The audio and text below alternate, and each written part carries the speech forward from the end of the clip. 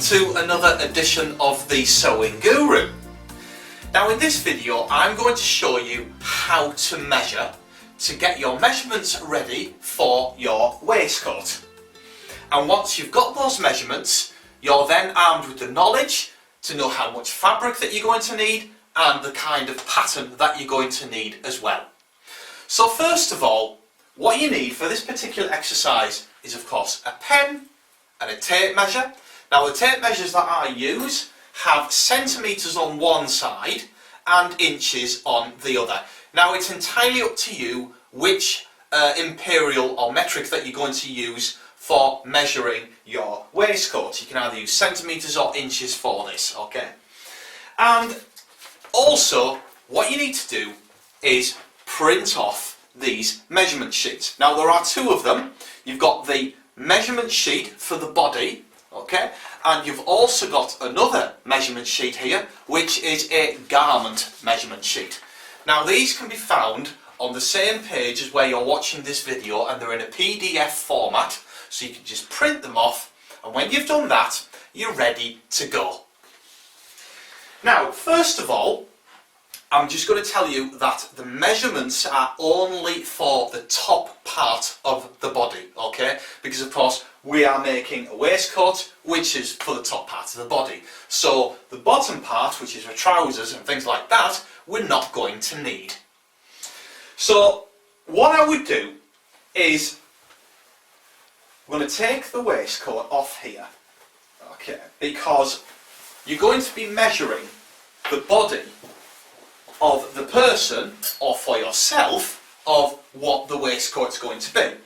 So I would get the person to wear a shirt, or wear a shirt yourself, and measure over that shirt, because that is where the waistcoat is going to sit. It's going to sit over the top of a shirt. So first of all, we're going to be working with the number 2, which is back, neck to waist measurement. Okay, so it's number 2 on your body measurement sheet. Now, so we'll just turn this around. I'm going to show you where measurement number 2 is. So it's back, neck to waist.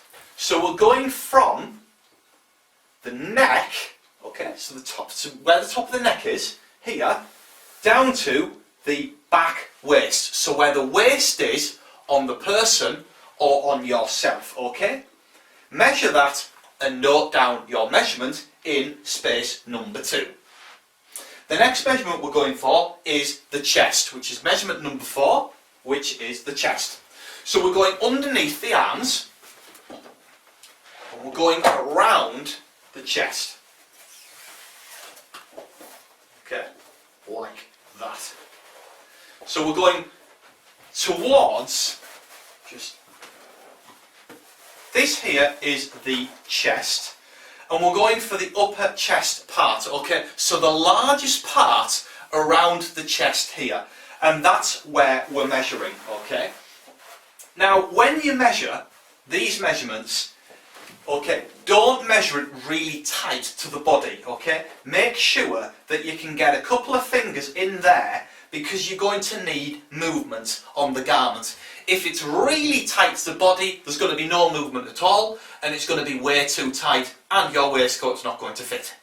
So you need this bit of movement here. So make sure you can put 2 fingers in between the tape measure where you've got movement, okay?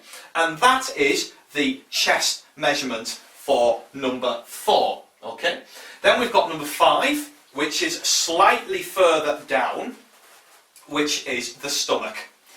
Okay, now of course certain people have a bit more of a belly, so you're going to go over the top part or the largest part of where the stomach is. Okay, and again make sure you've got these movement lines in here, okay, a bit of movement with the tape measure. Make sure you get a couple of fingers in between the tape measure, and again you're going to need movement there, otherwise it will become too tight. So again, you need to get that measurement and you then mark it down on number 5 on the sheet.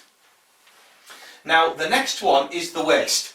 Now again you can measure the waist on here, but of course the waistcoat will just just sit nicely on there, okay, and you've got this slight curve. So the waist is actually not your true waist measurement, because if you were going to make a waist measurement for, say, a pair of trousers, you're getting the real true waist measurement so that it's nice and snug to the waist, okay. Now on here, again, you need your movement lines in there, okay, so be able to get a couple of fingers in between for your movement, okay. So measure that around the waist here, right round the whole body, round the back as well, and note that down on waist. Now if you're going to have a longer waistcoat and it's going to go over the top of the hips, okay, get that measurement as well. But you don't really need that, because of course a waistcoat sits just below the waistline on the body, okay. But you can get that, and again, the waist is the largest part, or the hips, sorry, are the largest part of the body around here, okay. So again, with your movement in there, you get a couple of fingers in and you've got movement there, okay. So that is the hips, which is number 7 on your sheet. Now we've done most of the body around here. Now we're going to be measuring the actual waist, the front length of the body. So the next measurement is the front waist length, okay, which is number 8 on your sheet. So the front waist goes from the shoulder point here. So you're taking it from the shoulder point, right there, over the top of the largest part of the chest, okay. So if it was for a lady, it would be over the top of the bust, okay. For a guy, again, where the bust would be, okay, so over the top part, and then straight down to where the waist is, okay, so where your waist is here, and note down that measurement, okay. Now we don't need the arm length, because of course a waistcoat doesn't have sleeves in it, so we don't need that. The next one is the shoulder length, okay, which is number 11 on your sheet. Now the shoulder length is important because of course this waistcoat has got the shoulder seams here. So again, we're going from the shoulder point here to the edge of the shoulder. So we're going from the neck right along to the actual shoulder point. Okay, so that is the length of the shoulder point, and you're going to mark that down onto number 11. Now the next measurement we need is the back, which is going to be both shoulders. So from the point where you measured 2 on the shoulder length measurement, which is number 11, this one is number 12, and we're going across the whole part. So from the shoulder end point right across the back of the neck all the way to the other shoulder end point here. Okay, so we're getting both shoulders and the whole lot. Okay, and mark that down into number 12. Number 13 is the back width. Okay, and of course that is around about from here, okay, where your arm starts from. So okay, so I would just say underneath, start from where your armpit is, okay, and we're going across the entire back width of the person, okay, so that's about there, so across here, okay, and we're going to mark that in number 13.